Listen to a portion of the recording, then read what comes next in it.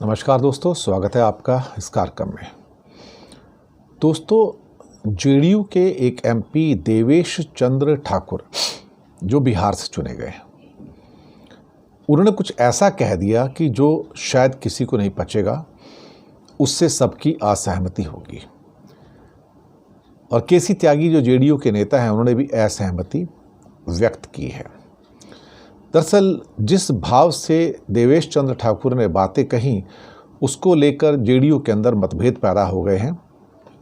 और कहीं ना कहीं बयान जो है वो न केवल भारत के नागरिकों के विरुद्ध है, बल्कि एक किस्म से जिस पद पर वो जा रहे हैं उसकी गरिमा और संस्कृति के भी विरुद्ध है।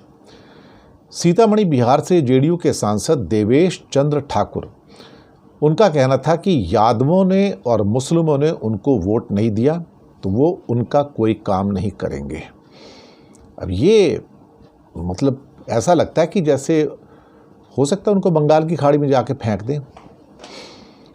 फिर पार्टी के एक और एमएलसी हैं नीरज कुमार, कहते नहीं, आप भाषा नहीं भाव को समझें। तो भाव तो यही है कि आपको मुस्लिम और यादवों के काम नहीं कर रहे हैं, भाव भी यही है, भाषा भी यही है। लेकिन केसी त्यागी ने कहा कि ये बयान गलत है।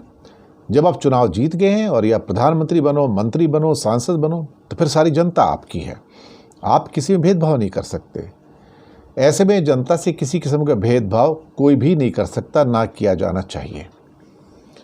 अब मुसीबत ये है कि इस किस्म के वाक़यात जब बोले जाते हैं तो उसके अंदर जो उनकी नफ़रत छुपी हुई है कि जिन्होंने वोट नहीं दिया, तो फिर तो ऐसे तो मोदी जी को भी लगभग 63% भारतीयों ने वोट नहीं दिया है, 64% ने वोट नहीं दिया है। तो फिर क्या करें? उनसे नफरत करनी चाहिए कि मैं तुम्हारा काम नहीं करूंगा, तुम होते कौन हो, क्योंकि तुमने भी वोट दिया नहीं है। ये हो गया है।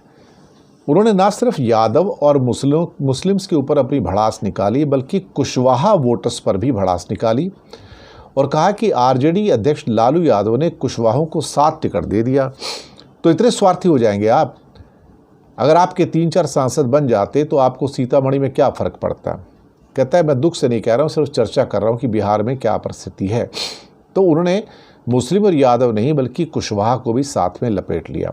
अब इसके ऊपर सियासत तेज हो गई है, बयान को लेके मतभेद हैं और बहुत सारे लोग इस बयान से बचने की कोशिश कर रहे हैं कि क्योंकि कोई भी व्यक्ति, जो भी सेंसिबल व्यक्ति होगा, कोई इस बात से सहमत नहीं होगा। और नीतीश बाबू वो तो खैर आजकल चुप ही रहते हैं, क्योंकि उनको तो कुछ बोलना ही नहीं है। उन्हें ले दे के सिर्फ अपनी जो खुद की सत्ता है उसको रखना है। तो वो सत्ता लोलुप तो पहले हो चुके थे, अब क्या कहा जाए। फिलहाल तो ये परिस्थितियाँ भारत में नज़र आ रही हैं कि अब इलेक्टेड जो एमपीज़ हैं वो कहते हैं कि हमें आपने वोट नहीं दिया तो हम आपका काम नहीं करेंगे। जियो भैया, नए लोकतंत्र की शुरुआत हो रही है, स्वागत है।